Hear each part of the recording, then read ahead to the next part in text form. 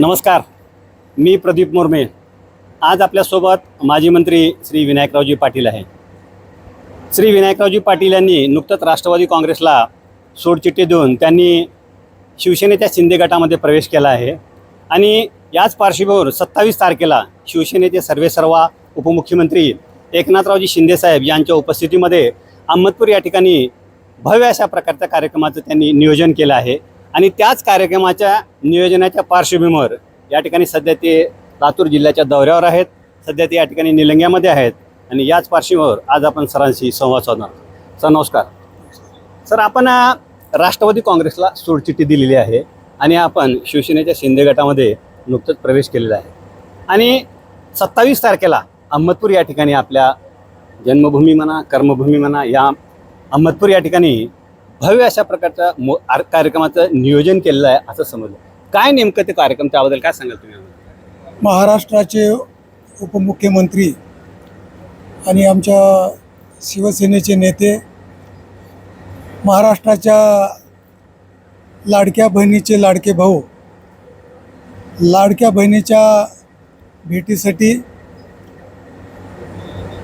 जिल्ह्यामध्ये या ठिकाणी येत असताना त्यांचा कार्यक्रम अहमदपूरला या ठिकाणी ठेवण्यात आलेला आहे। त्या कार्यक्रमाची पार्श्वभूमी अशी आहे की शिवसेना ही आपल्या जिल्ह्यामध्ये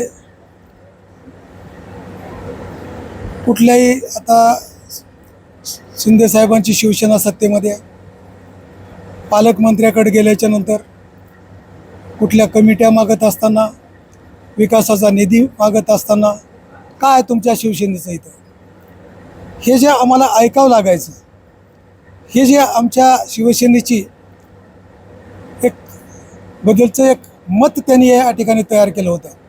शिंदे साहेबांना त्या दिवशी मी विनंती केली की साहेब, आम्ही प्रमुख लोक आज या ठिकाणी प्रवेश करतो, पण तुमच्या उपस्थितीमध्ये 25,000 लोकांचा प्रवेश शिवसेनेमध्ये या ठिकाणी करायचा आणि जिल्ह्यामध्ये एक भगवं वादळ किंवा एक शिवसेना जिल्ह्यामध्ये एक प्रमुख पक्ष म्हणून या ठिकाणी त्या शिवसेनेला नावारूपाला आणण्याच्यासाठी आम्हाला कार्यक्रम द्या आणि तो कार्यक्रम 27 तारखेला आपण आयोजित केलेला आहे।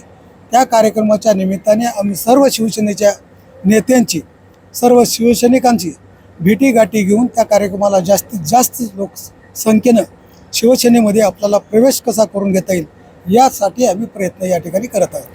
सर, आत्ताच तुम्ही सांगितलं की त्या दिवशी जवळपास 25,000 शिवसैनिकाचा शिवसेनेमध्ये प्रवेश होणार आहे। मी जवळपास 25 वर्षापासून पत्रकारितेमध्ये आहे। असा कुठला नेता 25,000 शिवसैनिकासह शिवसेनेमध्ये म्हणा किंवा कोणताही नेता पक्षामध्ये प्रवेश केलेला बघितलं नाही, काय सांगाल तुम्ही? हे असं काही मोहगूम बोलणार नाही मी। हे आता 10,000 लोक जमा करायचे आणि सांगायचे 35,000 लोकांच्या उपस्थितीमध्ये साहेब आम्ही तुमच्या पक्षात प्रवेश केला, असं नाही। आता काही हाच सूर्य हाच जय धरण, आम्ही अशा पद्धतीनं प्रत्येक गावोगावी इथं त्याला सांगून शिवसेनेमध्ये तुम्हाला प्रवेश करायचा आहे, त्याची संमती घेतल्याच्या नंतर त्याचं नाव, मोबाईल नंबर, त्याची स्वाक्षरी, 25,000पेक्षा एकही कमी होणार नाही, वाढतील त्याच्यामध्ये।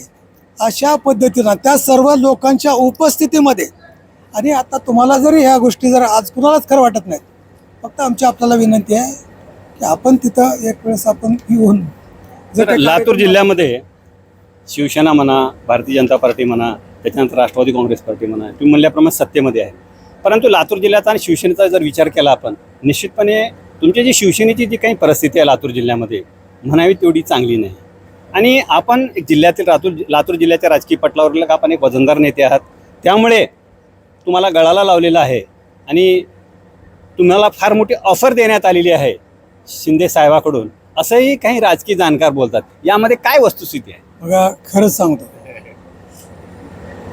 महाराष्ट्रात विकणारे अनेक असतील, मी एक शेतकऱ्याचा मुलगा आहे, आयुष्यामध्ये आणखीन तर मला विकत घेणारा जन्माला नाही आणि मला वाटत मी आहे तोपर्यंत आणखी कोणी जन्मू शकेल। कुठल्याही नेत्यांनी सांगावं, 2 वेळेस मी अपक्ष निवडून आलो होतो, आमच्या अपक्षाच्या आमदारामुळं सरकार या ठिकाणी स्थापन होणार होतं। आदरणीय विलासरावजी देशमुख साहेब आज आपल्यामध्ये नाहीत, पवारसाहेब त्यावेळेस राष्ट्रवादीचे नेते होते, त्यांना आपण समर्थन दिलं होतं, त्यांनाही पुसू शकता. आज त्यांच्या पक्षातून मी बाहेर पडलो. नंतर देवेंद्र फडणवीस साहेबांना आपण समर्थन दिलं, त्यांना पाठिंबा दिला, तेही आज माझ्या विरोधात म्हणल्यापेक्षा आता ते महायुतीमध्येच आहेत, त्यांनाही कोणी विचारू शकता. मी जाहीर स्टेजवर सांगितलंय आणि आता शिंदे साहेबांना सुद्धा मी सगळ्या शिवसैनिकाला या ठिकाणी सांगू इच्छितो, तेव्हा लाईट आली, बरं, की मी आजपर्यंत एकही स्वतःसाठी बालवाडी काढली नाही. जवळपास मी 50-100 संस्था दुसऱ्याला दिलेल्या आहेत. आज माझे कार्यकर्ते फॉर्च्युनरमध्ये फिरतात, मला आनंद वाटतोय त्याचा, आणि मी छोट्या गाडीत फिरतो. जर मला करायचं असतं तर आतापर्यंत मी खूप काही केलं असतं. सर 27 तारखेचा हा जो काही कार्यक्रम आहे, हा कार्यक्रम म्हणजे आगामी विधानसभा निवडणूक लक्षामध्ये घेता विनायकरावजी पाटील यांचं फार मोठं राजकीय शक्ती प्रदर्शन आहे असं पण बोललं जातं. याबद्दल कितपत तथ्य आहे? नाही, आता आम्ही नुसती एक विधानसभाच नाही, तर आमची ताकद 6च्या 6 विधानसभा लढण्याची ताकद आम्ही 6 महिन्यामध्ये या जिल्ह्यामध्ये निर्माण करणार आहोत. त्यासाठीचे हे आमचे सगळ्याचे प्रयत्न आहेत. शिंदे साहेबांनी तुम्हाला शिवसेनेमध्ये घेतल्यामुळे लातूर जिल्ह्यामध्ये काय राजकीय बदल पाहायला मिळेल आगामी काळात? इथं अगोदर शिवसेना स्ट्रॉंग आहे, असं नाही मी आलो ना आता शिवसेना. फक्त ह्या सगळ्यांना एकत्रित करून मोटिवेट करून एका ताकदीनं आम्ही एका दिशेनं जर आम्ही पुढे गेलो तर निश्चित, कारण शिवसैनिकामध्ये आणि दुसऱ्या पक्षाच्या नेत्यामध्ये खूप फरक असतो. शिवसैनिक म्हणजे ते काम करणारी सेन असते आणि बाकीचे नुसते स्टेजवर मोठ्या गाड्यामध्ये फिरणारेच. मी आज सकाळपासून बघू लागलो, एवढं मोठं जर म्हणजे सगळ्यांचं पाठबळ असेल किंवा शिवसैनिक जर या जिल्ह्यामध्ये एवढे एकत्रित असतील तर कुणाच्याही सोबत या ठिकाणी 2 हात करायला शिवसैनिक मागे बघणार. पाटील साहेब शिवसेनेत आल्यामुळे नेमकं काय बदल होईल, काय प्रतिक्रिया आहे जिल्हा परिषदेचे माजी अध्यक्ष धुमाळ साहेबांची? आता मागे इथं एक आमदार होते औशाला, त्याच्यानंतर जिल्ह्यामध्ये सुद्धा आम्ही जेव्हा जिल्हा परिषदेला होतो तेव्हा जवळपास 5 जिल्हा परिषद सदस्य होते जिल्ह्यातून, आणि गावोगावी संस्था पोहोचलेली आहे शिवसेना. आता एकत्र संघटन पाटील साहेबांच्या नेतृत्वाखाली जिल्ह्याचे प्रमुख म्हणून जेव्हा होईल तेव्हा हे एकत्र येतील आणि जिल्ह्यातील हा प्रमुख पक्ष म्हणून निश्चितच उद्या येणाऱ्या 2-3 वर्षामध्ये तुम्हाला सर्वांना लातूर जिल्ह्याला परिचित होईल, हे मला खात्री आहे. शिवसेनेचे नेते विनोदजी आर्य यांची काय प्रतिक्रिया पाटील साहेबांच्या शिवसेनेच्या पक्षप्रवेशाच्या पार्श्वभूमीवर? एक ज्येष्ठ नेते जिल्ह्यातले आणि एक अनुभवी नेतृत्व, ज्यांनी 2दा संघटनेच्या बळावर अपक्ष आमदारकी मिळवणं एवढी सोपी गोष्ट नाही आहे.